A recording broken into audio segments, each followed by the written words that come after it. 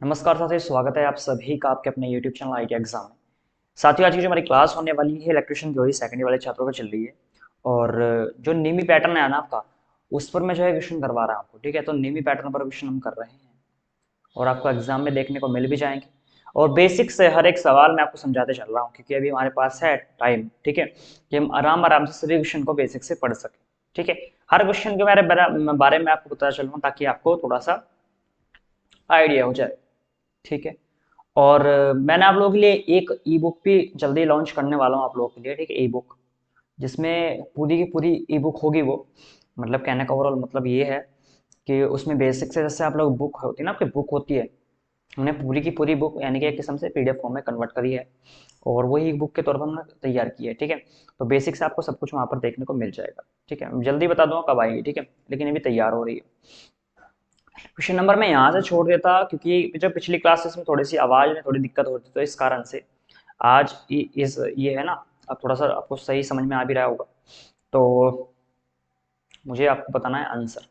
17 question आपके सामने है। पूछ रहा है कि स्वयं उत्तेजित डीसी जनरेटर में अवशिष्ट चुंबकत्व की आवश्यकता क्यों होती है। देखो मेरी बात सुनो भाई साहब, यहाँ पर मेरे पास कितने पोल होते हैं? मेरे पास होते हैं दो पोल, है ना। मेरे पास कितने पोल होते हैं? दो पोल होते हैं। एक होता है मेरे पास एन और एक पोल होता है मेरे पास एस।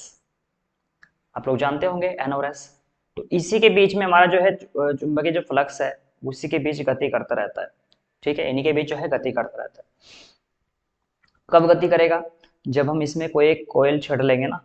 ठीक है, जब इसको हम रोटेट करेंगे ऊपर नीचे जब करेंगे ना, है ना। मान लीजिए ये मेरे पास साउथ पोल होगा, मेरे पास नॉर्थ पोल होगा, और इसके बीच में जब मैं पैन इस प्रकार से घुमाऊंगा, है ना, तो ये जो चुंबकीय बल रेखाएं हैं, ये जो इसके बीच में उत्पन्न होगी, भाई यही तो फिर करंट उत्पन्न करेंगी, है ना। जो ये बीच में जो मैंने एरो से बनाए हैं ना, ये जो है ना, यही तो कि हमारे पास क्या है, किस्म से चुंबकीय बल रेखाएं हैं, है ना। जब हम इसको रोटेट करेंगे छड़ को, मेरे पास जो ये छड़ है ना, ये छड़ जो मैंने बनाई है यहाँ पे इस प्रकार से, है ना, जब इसको मैं ऊपर नीचे करूंगा इस प्रकार से, है ना, इन दोनों पोल्स के बीच में, तो क्या होगा भाई साहब, ये जो है चुंबकीय जो बल रेखाएं हैं, ये क्या काम करेंगे, एक किस्म से ईएमएफ जनरेट होगा इनसे। ठीक है, जो विद्युत वाहक बल है, और इससे क्या फिर आपका क्या होगा, आपका एक किस्म से करंट जो है जनरेट हो जाएगा। ठीक है, उसके बाद तो क्वेश्चन का कहने का मतलब है कि जब ये बल रेखाएं ही नहीं होंगी, है ना, जब ये चुंबकीय बल रेखाएं ही नहीं होंगी तो क्या होगा, है ना। तो जाहिर सी बात है भाई साहब, ये तो करंट जनरेट कर रही है, मेन काम तो इनका ही है। और जब ये ही नहीं होंगी तो फिर आपका करंट कहां से बन जाएगा, है ना। करंट कहां से बन जाएगा, तो वही तो बात हो रही है डियर। तो इसका जो सही आंसर जाना चाहिए हो जाएगा, वोल्टेज का निर्माण करता है ना। जब ये डीसी जनरेटर आवश्यकता क्या होती है, क्योंकि ये होती है वोल्टेज का निर्माण करती है। आपने क्लियर हो चुका होगा। ठीक है, ये हमारे पास क्या करते हैं, वोल्टेज का निर्माण ये करती है। ठीक है, तो अच्छा क्वेश्चन आपके आप सामने आता है 18 नंबर, है ना। 18 नंबर क्वेश्चन आपके सामने है और पूछ रहा है कि यहाँ पर डीसी मशीन में वे कौन से दो बिंदु हैं जो ब्रश के संपर्क प्रतिरोध को मापते हैं, यानी कैसे कौन से दो बिंदु हैं जो जिनके बीच में ब्रश जो है गति करता है। बस ओवरऑल कहने का तात्पर्य ये है। ठीक है, देखो ये ब्रूस की बात हो रही है, कि ये ब्रूस होते क्या है, आप यहाँ पर देख रहे हैं ना, ये जो लगे हुए हैं ना, ये क्या है हमारे पास, ब्रूस है। ठीक है, ये इस प्रकार के। अब इसमें दो पॉइंट होते हैं, काफी सारे क्वेश्चन बन जाते हैं एग्जाम में कि आखिर ये बने किसके होते हैं। ठीक है, देखो जो हमारी छोटी मशीनें होती है ना, छोटी, ठीक है, छोटी मशीनों में किसके बने होते हैं, कार्बन के। ठीक है, छोटी मशीनों में बने होते हैं किसके, कार्बन के। और जो इसी के साथ साथ जो हमारी बड़ी मशीनें होती है ना डियर, जो हमारी होती है ना बड़ी मशीनें, ठीक है, बड़ी मशीनों में बने होते हैं ये कॉपर के या फिर ग्रेफाइट, यानी कि तांबा और ग्रेफाइट। ठीक है, ये दोनों क्वेश्चन है ना, थोड़ा से ध्यान रखना है, क्योंकि एग्जाम में क्वेश्चन इन पर बन सकता है। कार्बन जो जो ब्रूस होता है, पूछ लेता कि अधिकतर तो पूछा है कार्बन किसके बने होता है, अगर अगर सॉरी, हाँ, ब्रूस किसके बने होता है। अगर ऑप्शन में खाली कार्बन दे रखा है तो कार्बन मार देना, अगर छोटी बड़ी मशीन के बारे में दे रखा है तो आप लोग इस हिसाब से मार सकते हैं आंसर। ठीक है, उसके बाद एक और होता है, जो इसमें ये क्या है, हमारा कम्यूटेटर है। ठीक है, कम्यूटेटर है, इसके बीच में जो ये तार सा निकल रहा है, ये जो तार सा निकल रहा है इस प्रकार से वायर से जो आपके सामने यहाँ पर है, इसको क्या बोलते हैं, इसको बोलते हैं पिग टेल।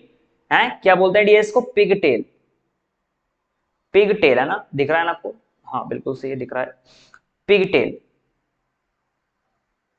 ठीक है, इसको हम बोलते हैं पिगटेल। हिंदी की बात करें तो हिंदी में बोलेंगे सुअर की पूंछ, है ना तो हिंदी थोड़ी सी वैसी है इसकी, ठीक है।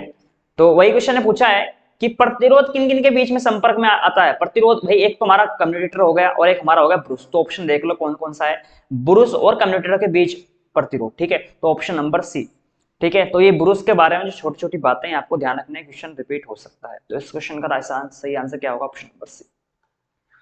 क्लियर है। अच्छा, एक्स के रूप में चिन्हित किया गया किसको, वोल्टेज ड्रॉप को। ये जो आपको दी गया है ना वोल्टेज ड्रॉप जो की गई है यहाँ पर एक्स के रूप में चिन्हित किया गया है ना, उसको हम क्या बोल सकते हैं। देखो डियर, यहाँ पर ये क्या है, यहाँ पर आपको वैसे तो बहुत लंबा प्रोसेस है, लेकिन आपको थोड़ा सा यहाँ पर ध्यान रखना है, ये आर्मेचर रिएक्शन ड्रॉप हो रही है, क्या हो रही है, आर्मेचर रिएक्शन ड्रॉप। तो ऑप्शन नंबर इस सवाल का सी आंसर जाएगा। डायग्राम वाले जितने क्वेश्चन है उनको थोड़ा सा रट्टा मार सकते हो आप लोग, ठीक है, ध्यान रखना। अच्छा, जैसे मैं चित्र लाकर क्वेश्चन आपको दर्शा रहा हूं, अगर आपको इस प्रकार से ज्यादा समझ में आता है, ठीक है, तो आप मुझे कमेंट करना, मैं आपको जो अगली क्लास होगी ना उसमें चित्र के माध्यम से मैं आपको बता दूंगा, ठीक है डियर। हाँ, जो अगली क्लास होगी ना उसमें मैं चित्र के माध्यम से आपको बता दूंगा। अगर आपको इस प्रकार समझ में आ रहा है ना तो कोई दिक्कत नहीं, फिर मैं आपको डायग्राम की मदद से ही बताऊंगा। क्लियर है। अगला क्वेश्चन, 20वां क्वेश्चन आता है आपके सामने, देखिए यहाँ पर कि कंपाउंड जनरेटर का नाम क्या है यदि संट फील्ड आर्मेचर के साथ समानांतर में जुड़ा हुआ है, ठीक है। देखो यहां पर किस किस की बात हुई है, मेरे पास फील्ड होती है इस प्रकार से, ये मेरे पास क्या होता है यहाँ पर आर्मेचर, ठीक है, ये मेरे पास क्या होता है आर्मेचर, ये मेरे पास होगी सीरीज, ठीक है। अब देखो इसमें क्वेश्चन ने पूछा है कि कंपाउंड जनरेटर का नाम क्या है यदि संट फील्ड, है ना, यानी कि संट फील्ड आर्मेचर के साथ समानांतर में जुड़ा है। आर्मेचर क्या है हमारे पास, ये रहा आर्मेचर, ठीक है, इसके साथ कैसा जुड़ा है, किसके साथ जुड़ा है, इस प्रकार से जुड़ा है, इस प्रकार से, ठीक है।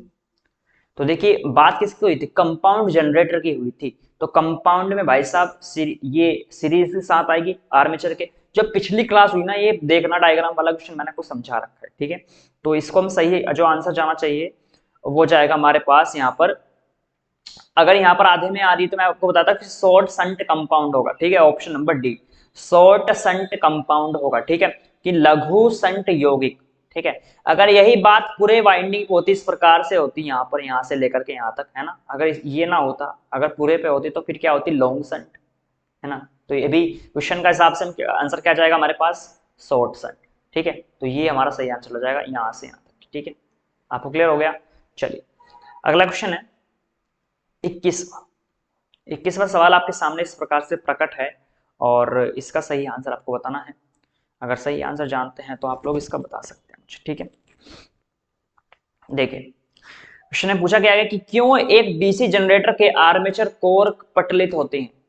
ध्यान रखना डियर, ये सवाल काफी बार रिपीट होता है, ठीक है। किसकी बात हुई है यहाँ पर, आर्मेचर लैमिनेटर। देखिए जो आर्मेचर होता है ना, वो जो सिलिकॉन की जो पत्तियां होती है ना, उनको एक किस्म से जोड़ करके एक किस्म से रिवेट करके बनाया जाता है, और उन्हीं पत्तियों क्या करते हैं हम जो है लैमिनेटेड करते हैं। डायग्राम मेरे पास होता तो मैं दिखाता आपको थोड़ा सा। तो अगर क्वेश्चन है पूछ भी ले कि आर्मेचर आखिर कोर बनती कैसे है, तो जो सिलिकॉन की जो पत्तियां होती है ना, जो सिलिकॉन की पत्तियां होती है उनको हम लैमिनेट करके इनको बनाते हैं, ठीक है। ये आपको थोड़ा सा पॉइंट इसमें ध्यान रखना है, तो ठीक है। तो यही पूछा है भाई साहब कि आखिर ये जो डीसी जनरेटर में आर्मेचर कोर हम लैमिनेशन क्यों करते हैं, है ना, लैमिनेट क्यों करते हैं, है ना, लैमिनेटेड क्यों होती हैं पत्तियां, ठीक है। इसी के बारे में पूछा है ना, आर्मेचर कोर पटलित क्यों होती है ना, जो कोर होती है आर्मेचर में बताया कि सिलिकॉन के, अगर क्वेश्चन पूछ ले कि किसकी बनी होती है तो सिलिकॉन की बनी होती है, ठीक है। उसको लैमिनेशन क्यों करते हैं, उनके ऊपर लैमिनेट क्यों करते हैं उनको, ठीक है। तो लैमिनेट हम एडी करंट को रोकने के लिए करते हैं। अगर लैमिनेट की बात आए तो हमेशा ध्यान रखना, एडी करंट यानी कि भंवर धारा हानि जो है उसको रोकने के लिए करते हैं, उसको कम करने के लिए करते हैं, तो reduce the eddy current loss, ठीक है। ऑप्शन नंबर जो है यहाँ पर जाएगा ऑप्शन नंबर डी, ठीक है। ध्यान रखना क्यों उसको हम लैमिनेट करते हैं, भंवर धारा को रोकने के लिए भाई साहब। क्लियर है। सवाल आता है आपके पास अगला, और सवाल पूछ रहा है यहाँ पर 22वां कि डीसी जनरेटर का आर्मेचर प्रतिरोध बहुत कम क्यों होता है। डीसी जनरेटर का आर्मेचर प्रतिरोध कम क्यों होता है, इसका आपको सही आंसर बताना है कि डीसी जनरेटर का आर्मेचर प्रतिरोध बहुत कम क्यों होता है। ठीक है, तो इसका आप अगर आप आंसर जानते हैं तो आप मुझे आंसर कीजिए, नहीं तो हमारा जो सही आंसर जाना चाहिए, मैंने आपको बताया था कि डायग्राम में कि वोल्टेज जब ड्रॉप होता है ना तब इसका क्या होता है, प्रतिरोध बहुत कम होता है। तो ये आपको ध्यान रखना है भाई साहब, किसका उत्तर क्या जाएगा यहाँ पर, आर्मेचर वोल्टेज ड्रॉप करने के लिए। ठीक है, इसका प्रतिरोध बहुत सी वजह से कम होता है, तो ऑप्शन नंबर यहाँ पर बी सही आंसर चला जाएगा, आर्मेचर वोल्टेज ड्रॉप कम कर। ठीक है, ऑप्शन नंबर बी। सवाल आता है आपके सामने अगला, और सवाल ने पूछा है कि डीसी जनरेटर को घड़ी की दिशा में ही क्यों चलाना चाहिए। घड़ी की दिशा कैसे होती है भाई, जब आप जनरेटर स्टार्ट करते हो, है ना, तो इस प्रकार से ही तो होता है जनरेटर स्टार्ट, है ना, इस प्रकार जिस जिस साइड घड़ी चलती है बस, है ना, घड़ी नहीं चलती है भाई साहब, ऐसे ही तो चलती है घड़ी, है ना। 1 बज गया, 2 बज गया, 3 बज गया, 4 बज गया, 5 बज गया, 6 बज गया, 7 8 9 10 11 12। ठीक है, इस प्रकार घड़ी चलती है आपकी। ठीक है, यानी कि आपकी जो घड़ी चलती है वो इस प्रकार से क्लॉकवाइज चलती है। ठीक है, इस प्रकार से, है ना, इस प्रकार चल रही है। तो वही पूछा है कि उसको क्लॉक वाइज डायरेक्शन ओनली, यानी कि घड़ी जनरेटर होता है ना, सो घड़ी की दिशा में ही क्यों चलाना चाहिए। अब ध्यान रखना, जब हम उसको उल्टा, देखिए ये तो सीधा होगा जनरेटर, हम चलाते हैं इस प्रकार से जनरेटर को चलाते हैं, तो कैसे चल रहा है, सीधा चल रहा है। तो ध्यान रखना, अगर उसको हम उल्टा चलाएंगे ना, उल्टा, जो उसमें चुंबकीय क्षेत्र है ना भाई साहब वो खत्म हो जाएगा, है ना, जो उसमें मैग्नेटिज्म है ना वो खत्म हो जाएगा, है ना। तो ये आपको ध्यान रखना है, जनरेटर को कभी भी उल्टा नहीं चलाना, वरना उसका जो चुंबक तो है ना उसके अंदर वो सब खत्म हो जाएगा। ठीक है, मर जाएगा यानी को। ठीक है, बस ये ध्यान रखना है, उल्टा ना चलाना। ठीक है, तो घड़ी की दिशा में क्यों चलाना चाहिए, क्योंकि अवशिष्ट चुंबकत्व की रक्षा होती है इससे, है ना, सीधा चलाने से। ठीक है, जब आप लोग जनरेटर को सीधा चलाओगे तो जो मैग्नेटिज्म है उसकी सुरक्षा होगी और आपका जनरेटर खराब नहीं होगा। ठीक है, तो ये आपको ध्यान रखना है, कभी उल्टा चला दो जनरेटर को तो फिर दिक्कत हो जाएगी। क्लियर है। अच्छा, अगला जो सवाल आता है हमारे सामने इस प्रकार से है, सवाल आता है 24। अच्छा, बड़े डीसी जनरेटर में घुमावदार क्षतिपूर्ति क्यों प्रदान की जाती है ना, जो है ना, किसकी बात हो रही है, घुमावदार, अच्छा, कंपेंसिंग वाइंडिंग की बात हो रही है ना, कंपेंसेटिंग वाइंडिंग की बात हो रही है यहाँ पर। तो क्यों करते हैं ये आपको ध्यान रखना है। देखिए वैसे तो हमारा जो आर्मेचर प्रतिक्रिया होती है ना उसको बेअसर करने के लिए इसका हम यूज करते हैं। ठीक है, आर्मेचर की जो प्रभाव प्रतिक्रिया होती है ना उसको हम बेअसर करने के लिए, और जो आर्मेचर रिएक्शन इफेक्ट यानी कि आर्मेचर प्रतिक्रिया को बेअसर करने के लिए, यानी कि भाई मान लीजिए आपको बुखार आ गया ना, कोई, चलो आपको नहीं, मुझे ही आ गया। ठीक है, तो उस बुखार को खत्म करने के लिए क्या काम करूंगा, मैं दवाई खाऊंगा, है ना, दवाई खाने के लिए दवाई लाने पड़ेगी मुझे, दवाई खाऊंगा तो मेरा बुखार हटेगा, है ना। तो वही होता है हमारे पास, इसको हम क्यों प्रदान की जाती है, आर्मेचर प्रतिक्रिया को बेअसर करने के लिए। ठीक है, जो प्रतिक्रिया हो रही है ना आर्मेचर में उसको खत्म करने के लिए, है ना, एक किस्म से दवाई काम करती है। ठीक है, चलिए, अच्छा, चलो अगला सवाल आता है आपके सामने यहाँ पर 25, है ना, 25 क्वेश्चन आपके सामने इस प्रकार से है। पूछ रहा है डीसी जनरेटर के वोल्टेज का निर्माण करने में विफल होने का क्या कारण है, यानी कि जब वोल्टेज का निर्माण, डीसी जनरेटर जो वोल्टेज का निर्माण नहीं करता है, ठीक है, उसे वोल्ट मतलब हमें वोल्टेज प्राप्त नहीं होती, निर्माण ही नहीं जो कर रहा है, तो जब वो निर्माण ना करने का कारण क्या होता है, यानी कि उसका विफल होने का कारण क्या होता है, फेल होने का कारण क्या होता है, ये सबसे पूछा है। तो देखो, मान लीजिए मेरे पास यहाँ पर मैं कुछ इनपुट दे रहा हूँ इस प्रकार से।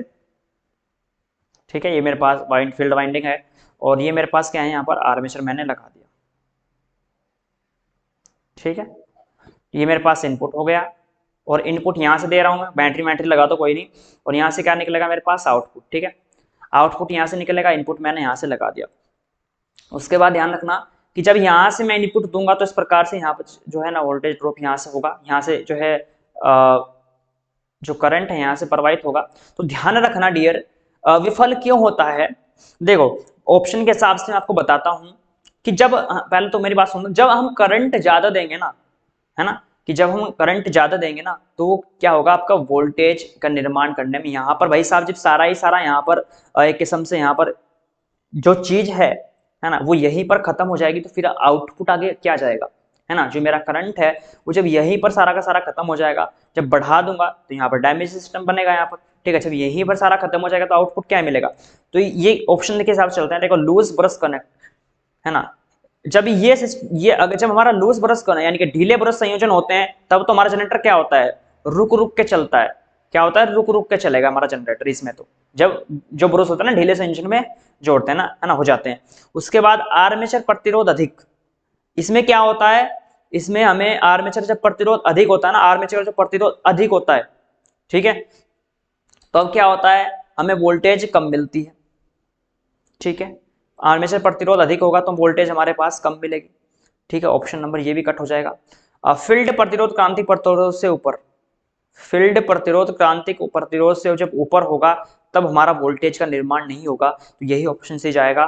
प्राइम मूवर रेटेड गति से अगर ऊपर चल रहा है तो इसमें जो है वोल्टेज ज्यादा मतलब एक किस्म से जनरेट वोल्टेज ज्यादा जनरेट करेगा, ठीक है, इसमें डी ऑप्शन। ध्यान रखना कि जब हम करंट ज्यादा कर देंगे ना, जब करंट ज्यादा देंगे तो जनरेटर आउटपुट कम जो है देना बंद कर सकता है, ठीक है, धीरे धीरे जो है ना वो कम कर देगा आउटपुट देना, ठीक है, करंट यानी कि फिर आपका देगा ही नहीं, वोल्टेज का निर्माण होगा ही नहीं, ठीक है।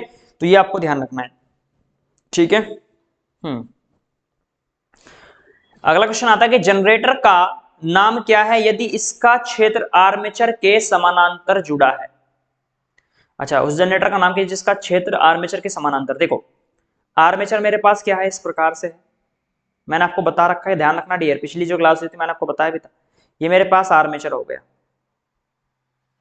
ठीक है। आर्मेचर मेरे पास इस प्रकार से होता है, जो फील्ड है ना, जो फील्ड वाइंडिंग है वो किस प्रकार जुड़ी, कहां जुड़ी, जनरेटर का नाम क्या है यदि इसका क्षेत्र आर्मेचर के समानांतर जुड़ा है। आर्मेचर किससे जुड़ा है, समानांतर जुड़ा है, यानी कि इस प्रकार से यहां से जुड़ा है, भाई ये तो जुड़ता है समानांतर में, है ना, तो उसका नाम क्या है, ये पूछा है आपसे कि इसका नाम क्या है, ठीक है।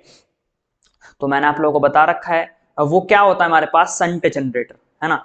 जब समानांतर में जुड़ेगा तो क्या होगा, संट जनरेटर, और अगर एक ही रेखा में हो ना, एक ही रेखा में इस प्रकार से हो ना, इस प्रकार से, है ना, कि इस प्रकार से हो, यानी कि आर्मेचर भी उसी लाइन में और वाइंडिंग भी उसी लाइन में, तो फिर क्या होता है, सीरीज जनरेटर होगा। तो मैंने पिछली क्लास में इसको बता रखा है कि अगर आमने सामने है तो संट जनरेटर होगा, और अगर एक ही लाइन में है, ये ना दोनों इस प्रकार से हैं एक ही लाइन में, तो क्या होगा हमारे पास, सीरीज जनरेटर होगा। लेकिन आंसर हमारे पूछा गया था कि आर्मेचर के समानांतर जुड़ा है, तो समानांतर जुड़ा है, ये ध्यान रखना, पैरेलल की बात हो रही है, समानांतर की बात हो रही है, तो समानांतर में क्या होगा, संट जनरेटर यूज होगा, ध्यान रखना डियर। ऑप्शन नंबर ए यहाँ पर सही आंसर चला जाएगा।